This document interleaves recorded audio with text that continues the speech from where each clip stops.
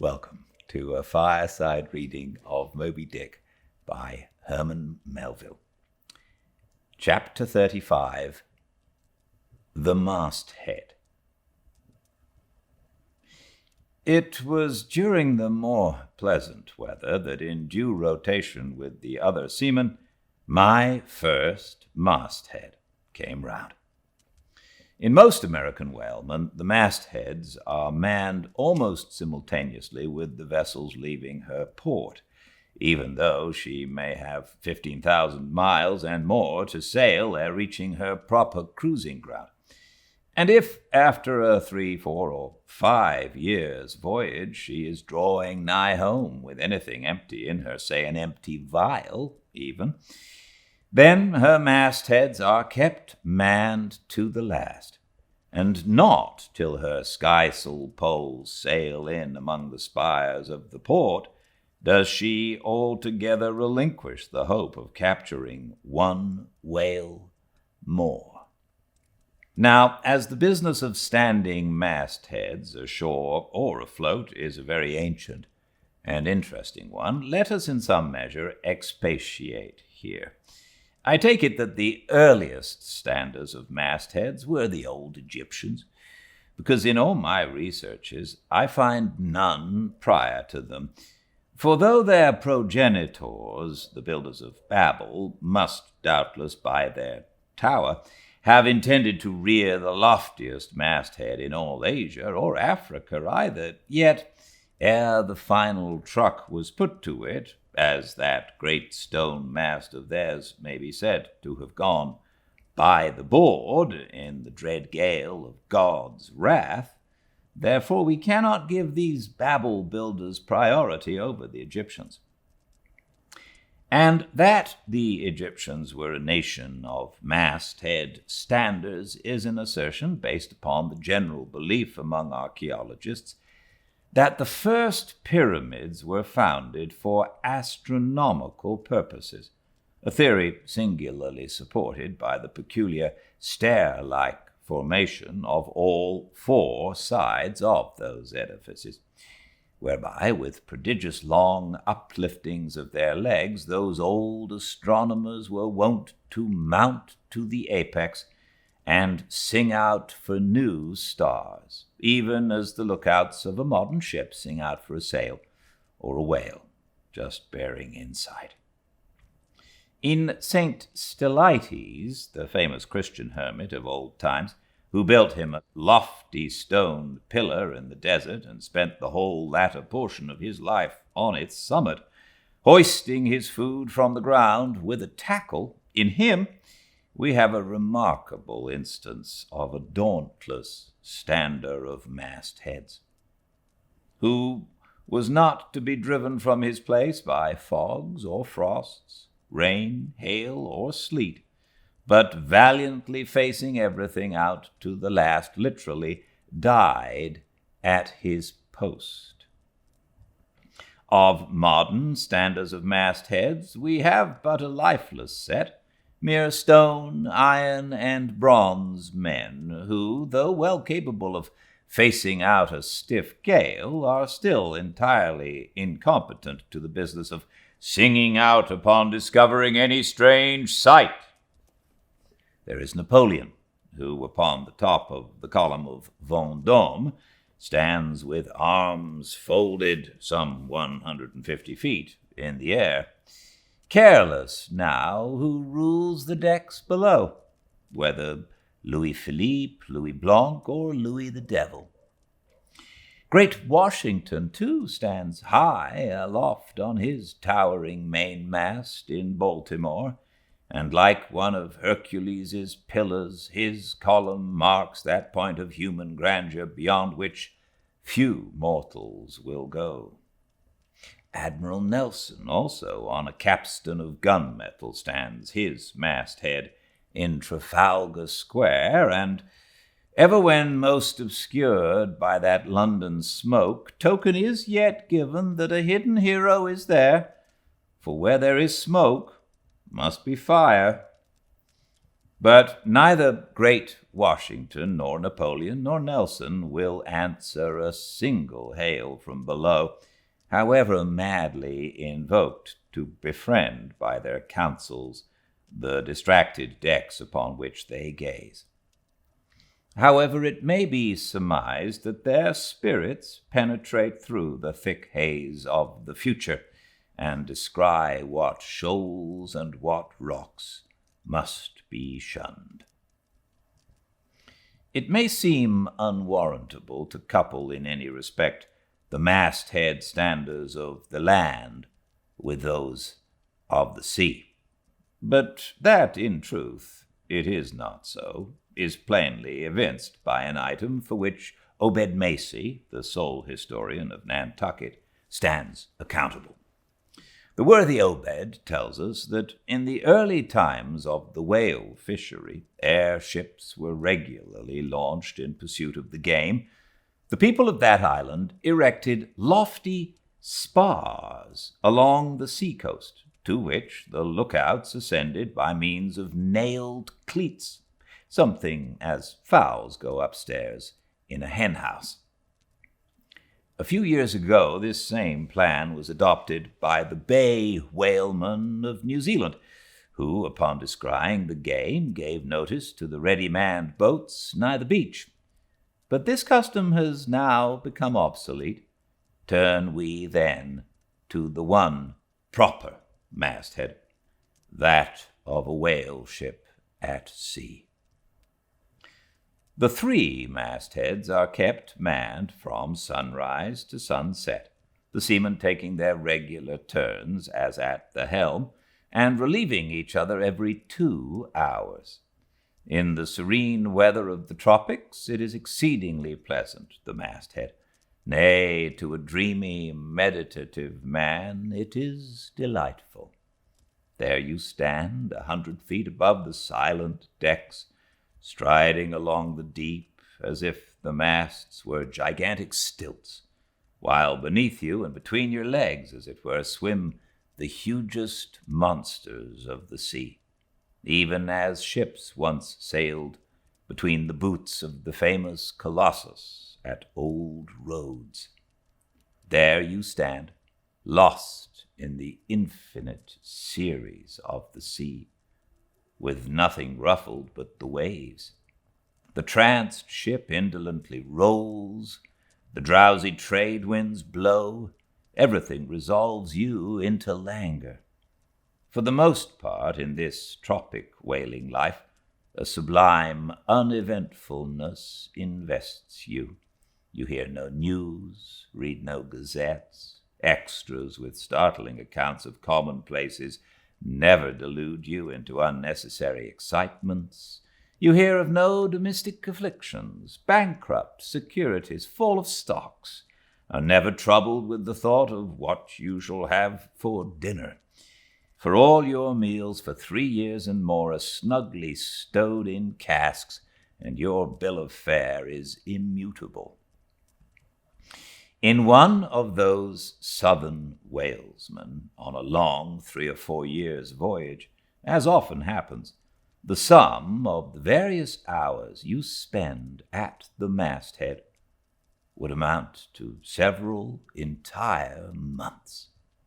And it is much to be deplored that the place to which you devote so considerable a portion of the whole term of your natural life should be so sadly destitute of anything approaching to a cozy inhabitiveness, or adapted to breed a comfortable localness of feeling, such as pertains to a bed, a hammock, a hearse, a sentry box, a pulpit, a coach, or any other of those small and snug contrivances in which men temporarily isolate themselves. Your most usual point of perch is the head of the topgallant mast, where you stand upon 2 thin parallel sticks, almost peculiar to whalemen, called the topgallant cross-trees.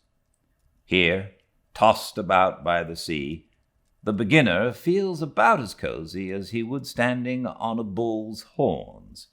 To To be sure, in cold weather you may carry your house aloft with you, in the shape of a watch coat, but properly speaking, the thickest watch coat is no more of a house than the unclad body, for as the soul is glued inside of its fleshy tabernacle and cannot freely move about in it, nor even move out of it without running great risk of perishing, like an ignorant pilgrim crossing the snowy Alps in winter, so a watch coat is not so much of a house as it is a mere envelope or additional skin encasing you.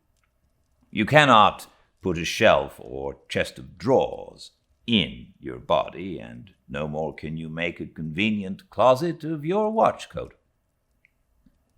Concerning all this, it is much to be deplored that the mastheads of a southern whale ship are unprovided with those enviable little tents or pulpits called crow's nests, in which the lookouts of a Greenland whaler are protected from the inclement weather of the frozen seas.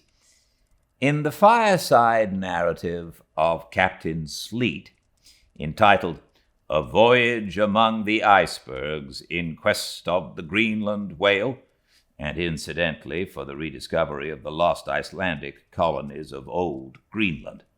In this admirable volume, all standers of mastheads are furnished with a charmingly circumstantial account of the then recently invented crow's nest of the Glacier, which was the name of Captain Sleet's good craft.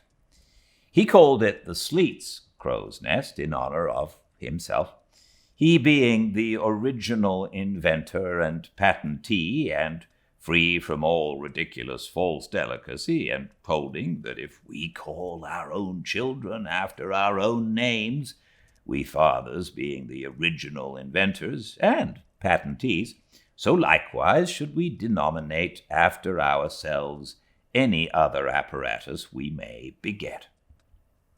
In shape, the Sleet's crow's nest is something like a large tierce or pipe. It is open above, however, where it is furnished with a movable side screen to keep to windward of your head in a hard gale. Being fixed on the summit of the mast, you ascend into it through a little trap hatch in the bottom.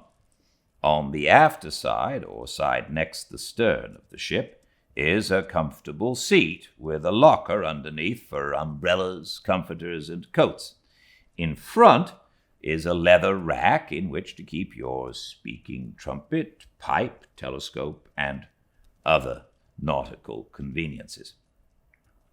When Captain Sleet in person stood his masthead in this crow's nest of his, he tells us that he always had a rifle with him, also fixed in the rack, together with a powder flask and shot, for the purpose of popping off the stray narwhales or vagrant sea unicorns infesting those waters. For you cannot successfully shoot at them from the deck owing to the resistance of the water, but to shoot down upon them is a very different thing. Now, it was plainly a labor of love for Captain Sleet to describe, as he does, all the little detailed conveniences of his crow's nest.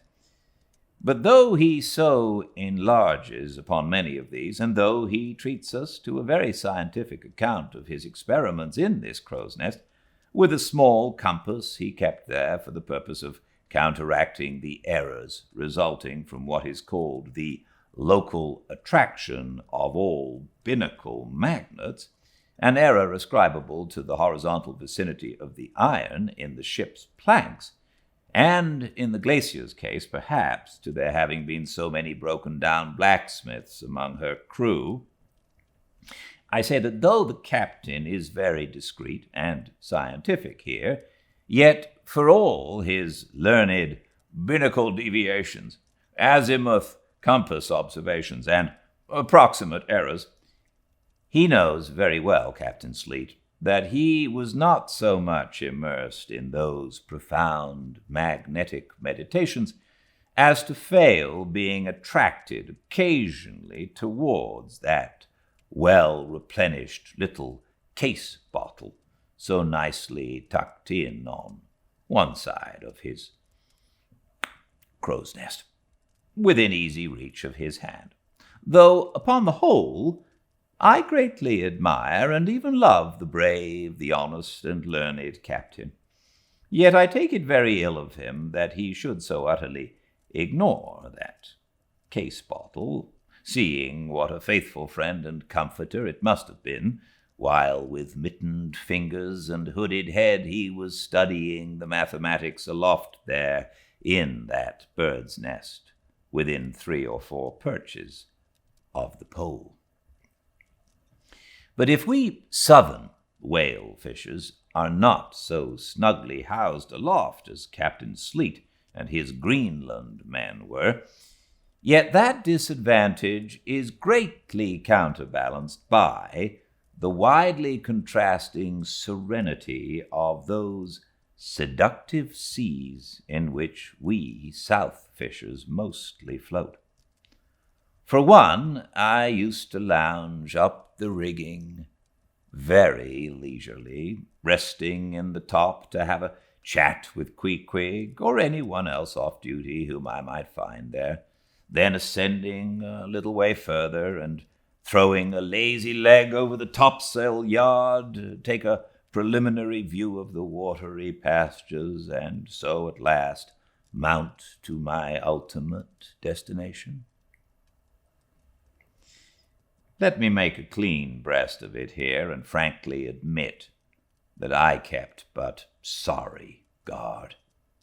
With the problem of the universe revolving in me, how could I, being left completely to myself at such a thought-engendering altitude, how could I but lightly hold my obligations to observe all whale ships, standing orders, keep your weather eye open, and sing out every time?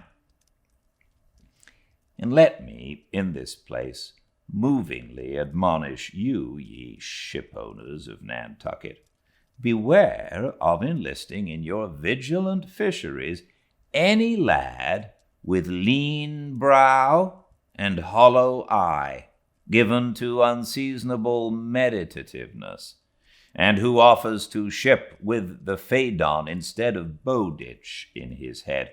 Beware of such an one, as I say. Your whales must be seen before they can be killed, and this sunken-eyed young Platonist will tow you 10 wakes round the world and never make you 1 pint of sperm the richer.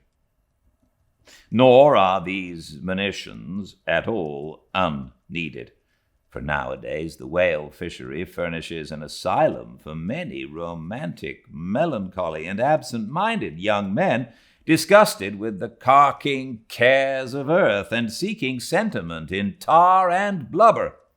Childe Harold not unfrequently perches himself upon the masthead of some luckless, disappointed whale ship, and in moody phrase ejaculates, "Roll on, thou deep and dark blue ocean, roll.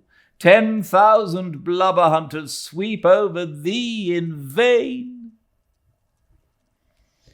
Very often do the captains of such ships take those absent-minded young philosophers to task, upbraiding them with not feeling sufficient interest in the voyage, half hinting that they are so hopelessly lost to all honorable ambition as that in their secret souls they would rather not see whales than otherwise. But all in vain.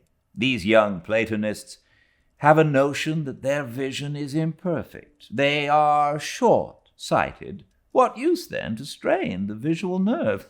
They have left their opera glasses at home. "Why, thou monkey," said a harpooner to one of these lads, "we've been cruising now hard upon 3 years, and thou hast not raised a whale yet. Whales are scarce as hen's teeth whenever thou art up there."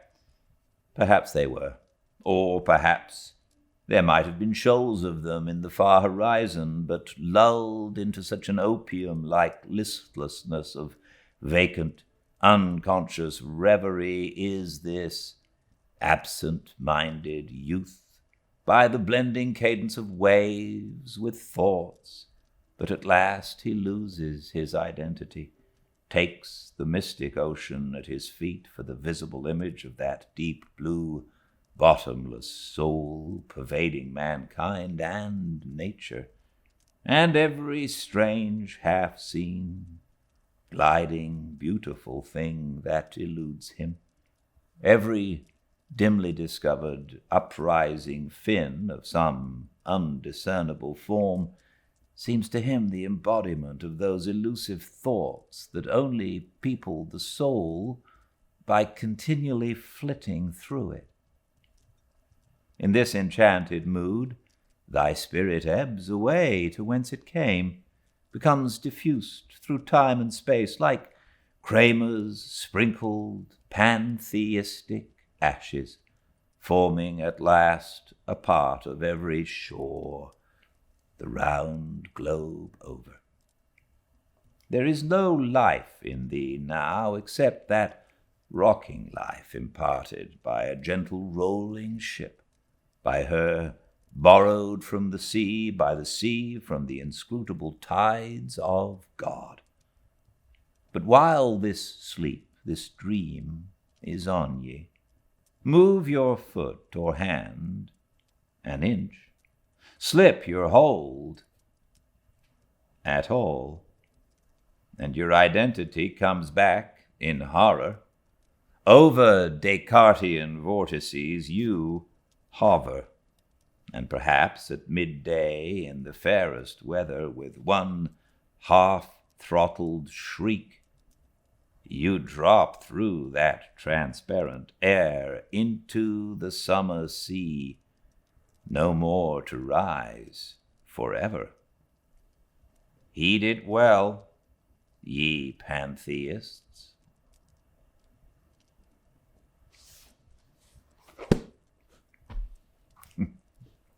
Thanks for joining me.